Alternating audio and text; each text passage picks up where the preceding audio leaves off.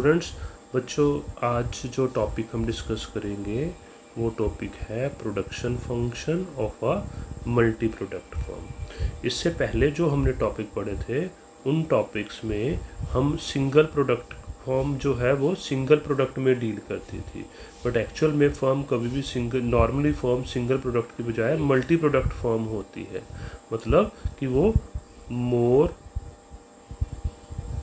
Then one product में firm deal करती है। अब इस मल्टी प्रोडक्ट फर्म के इक्विलिब्रियम को देखने के लिए हमें दो चीज़ें चाहिए, प्रोडक्शन पॉसिबिलिटी कर्व और दूसरा आइसो रेवेन्यू लाइन। फर्स्ट हम स्टडी करते हैं प्रोडक्शन पॉसिबिलिटी कर्व, जिसको ट्रांसफॉर्मेशन कर्व भी कहते हैं। ये जो प्रोडक्शन पॉसिबिलिटी कर्व है ना बेटा, ये मैं इसको आपको एक बार बना के दिखा देता हूँ कि ये प्रोडक्शन पॉसिबिलिटी कर्व की शेप क्या होती है। ये हमारा इधर हमने एक कमोडिटी ली एक्स कमोडिटी, दूसरी तरफ हमने ली वाई कमोडिटी। ये प्रोडक्शन पॉसिबिलिटी कर्व इस ढंग से होता है, जिसको ट्रांसफॉर्मेशन कर्व भी कहते हैं। मान लीजिए ये है पीपी, ये पीपी हमारा प्रोडक्शन पॉसिबिलिटी कर्व है। यहाँ पर अलग अलग पॉइंट्स हैं, मान लीजिए 4 पॉइंट्स हमने लिए ए बी सी और डी।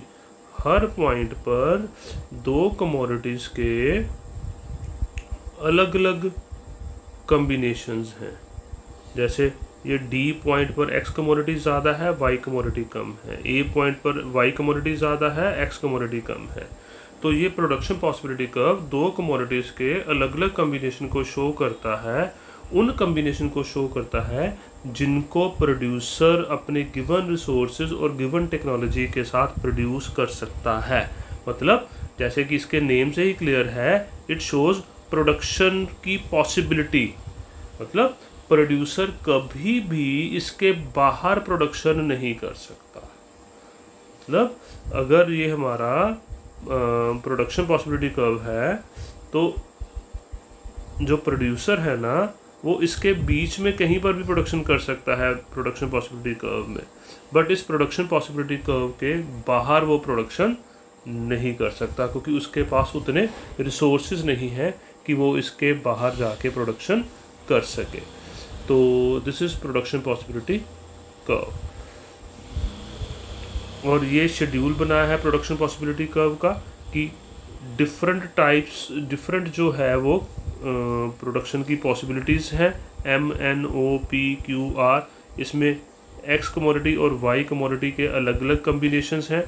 जैसे एम पर एक्स की 0 प्रोड्यूस कर रहा है, वाई की 15, इधर एक्स की 1, वाई की 14, एक्स की 2। मतलब इसकी जैसे जैसे एक क्वांटिटी बढ़ रही है वो इसकी कुछ क्वांटिटी छोड़ रहा है, और जितनी क्वांटिटी छोड़ रहा है ना वो अमाउंट हमेशा हर बार बढ़ रही है। जैसे पहले 1 क्वांटिटी छोड़ी, फिर 2 छोड़ी, फिर 3 छोड़ी, फिर 4 छोड़ी, फिर 5 सेक्रीफाइस की। यानी कि जो मार्जिनल रेट ऑफ ट्रांसफॉर्मेशन है वो पहले 1:1, 2:1, 3:1, 4:1 एंड 5:1 है। यानी कि marginal rate of transformation increase करता है हमेशा। तो इसके बाद इसी टेबल से ये डायग्राम बन गई प्रोडक्शन पॉसिबिलिटी की, जो मैंने आपको पहले ही समझा दी थी कि, और ये हमेशा जो प्रोडक्शन पॉसिबिलिटी कर्व है ना बेटा, वो हमेशा कनकेव होगा। क्यों होगा? क्योंकि मार्जिनल रेट ऑफ ट्रांसफॉर्मेशन जो है ना वो हमेशा इंक्रीजिंग होता है, इसीलिए ये हमेशा कनकेव ही होगा।